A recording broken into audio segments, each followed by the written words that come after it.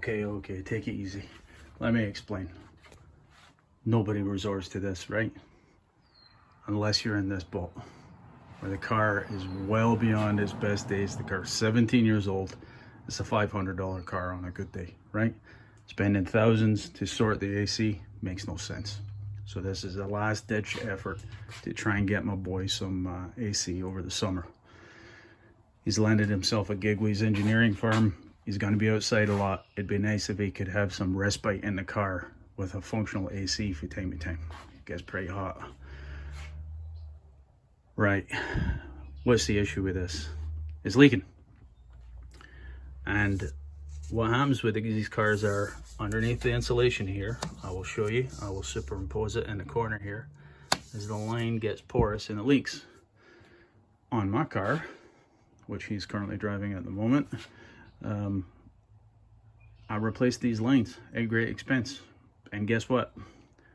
After sitting for, you know, the better part of 15, 18 years on the shelf, they were leaking too. Brand new lines, leaking right through the line, the rubber membrane, the membrane inside, and then the rubber line itself. So that's why I'm resorting to this. If you have a car of any value, do not do this. This makes no sense. This renders basically everything in the system garbage, right? Don't resort to this stuff. So I'm going to try and pull a vacuum on it. I don't know. I'm not changing the receiver dryer, the desiccant bag that is in the condenser. I'm just going to try and pull a vacuum on it and see how it goes. Why am I not replacing the desiccant bag as I have done on my other car in the past? This cap has been in here for 17 years. If I try to remove this, sometimes the torque is so tight you can actually break the receiver tube on the side of the condenser. I don't want to do that, right? Again, this is a last ditch effort to resurrect this AC. Let's pull a vacuum and see how it goes. Right, so here goes nothing. I don't have a manifold hooked up, guys, just straight to the micron gauge. I'm optimistic. So you might be asking, why am I trying to pull a vacuum if I know there's a leak? It's only going to leak, right? You're not going to get a decent vacuum. Some things leak under pressure and they will hold the vacuum, and sometimes it's the other way around, right? So I'm not expecting to get a very deep vacuum here. I think I'll be lucky to make it to 2,000, 1,000 microns. I guess we'll see. So I'll turn the vacuum pump on. We should get some vacuum. The two valves are shut, and then once we've got some vacuum proving the lines are reasonably tight, I'll open the valves. Does that make sense? I hope so. So again, with the valves shut, we should see a vacuum pretty much right away. It's just the line going at a dead stop here. I've got two lines actually hooked up to the high and low side. I'm trying to maximize the flow to my pump. It's only a small pump. I think it's 4 CFM. It's a small pump. Maybe 2. It's a tiny pump in spite of its physical size.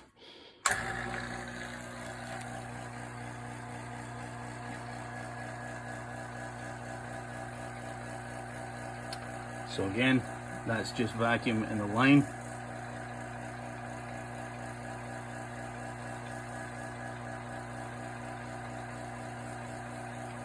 These lines have been hanging open as well, guys. There'll be moisture in just the lines themselves.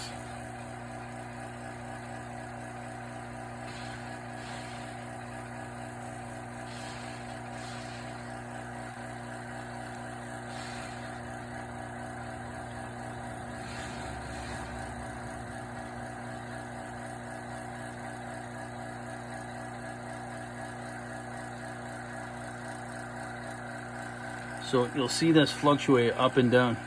What's important is you are making progress towards the negative. I mean, a lower number as far as the microns are concerned, and that is happening, as you can see, right? So I think some initial moisture has been taken out of the lines. It seems like we have reasonable vacuum here. So now I'm going to open the system to the vacuum. Of course, this will skyrocket back up, and you'll hear the pump go under load. There it goes.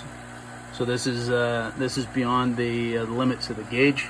This is basically close to atmosphere here now, as you can see on the bar graph. So we'll open both sides.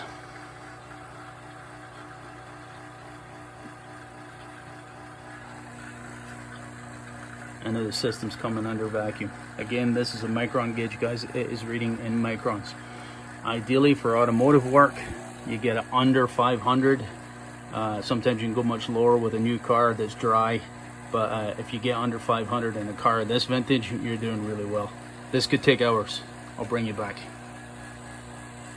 There is an alarm set for 500 microns, but I don't think we're going to get anywhere near it. We'll see. It's only been about 15 minutes or so, guys, 10-15 minutes, so this is reasonably encouraging, and I didn't really expect it to drop this quickly. Now, granted, this is under an active vacuum, but 1450 is going in the right direction. Maybe there is some hope we'll get it something reasonable. Well, doing far better than I thought it would, actually.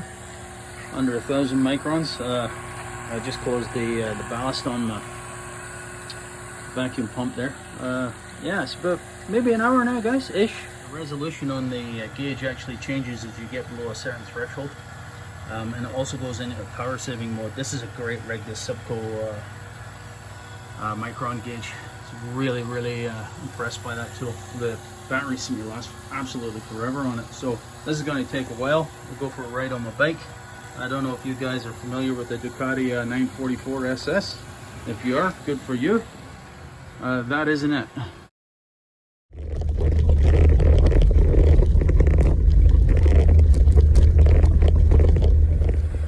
Well, that was a refreshing 5 minutes.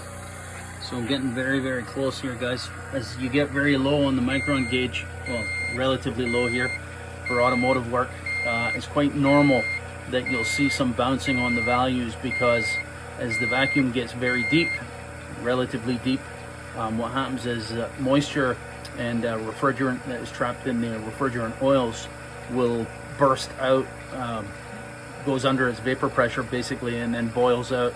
That's the whole point of drawing the system under vacuum, of course, and you'll get some fluctuations in the micron reading. But it looks like we're good enough here for me. I'm going to call this good.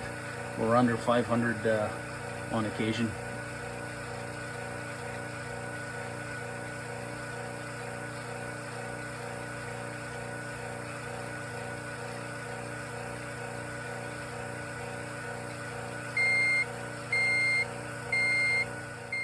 Okay, so just to be clear here, guys, both valves are obviously closed. Got the one capped on the end as well. The depressor is up at the moment. The sealer can, this is the sealer, yeah. The valve, this is the new style valve. It actually has a built-in valve, the can, so you need the right type of coupler. This line is pressurized, the line has been purged. I'm just going to open the line, and the system being under vacuum will suck in the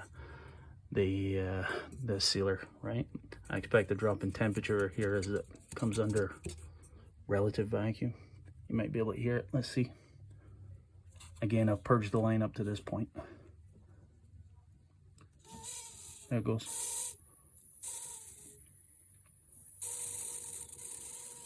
The can is shook as per the instructions. This is to invert the can. You can hear it getting drawn in. You can hear it getting drawn in elsewhere in the system.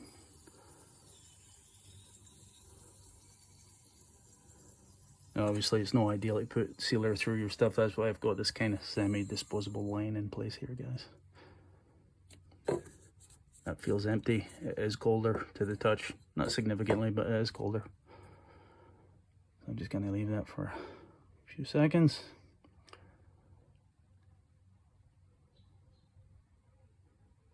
And I'm going to close this off again. So I'm dialing up the valve here, which of course is allowing the Schrader to come back up and seal the system so I can remove this line. I'm going to put a glove on before I take this line off. There might be residual sealer in there. Let me close this again. Looks like I'm opening it, but I'm just removing the depressor from the valve.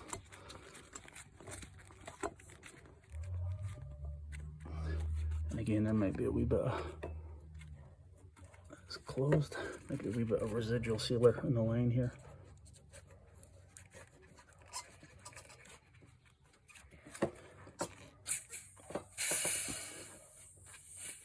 Not much. Okay. Yeah, so I can tell that can's basically empty, guys. So 7.516, 7.516. Surprisingly, I didn't seem to lose any refrigerant through the valves or couplings at all over the winter months. I'm going to actually couple to the vapor line here, guys. I'm going to charge vapor. Why? Because the vacuum has already been broken by the sealant. So I've got a feeling I'm going to have to start the car in order to draw the right amount of refrigerant into the system. I'm going to fill the lines, purge the lines, re-zero everything. Yeah, I prefer to do it in kilograms here. So let's shoot for 43.43. Again, I'll fill the lines, purge everything, zero everything on the scale, and we'll measure in 0.43 grams, and we should be close. Interloper, go on, get, go, go, go. There you go. Okay, so I've got my lines all purged here, guys. I've got a minimal amount of refrigerant put into the system, and I'm just teasing the valve here. The car is running, so I've got the compressor running. You can hear the compressor clutch.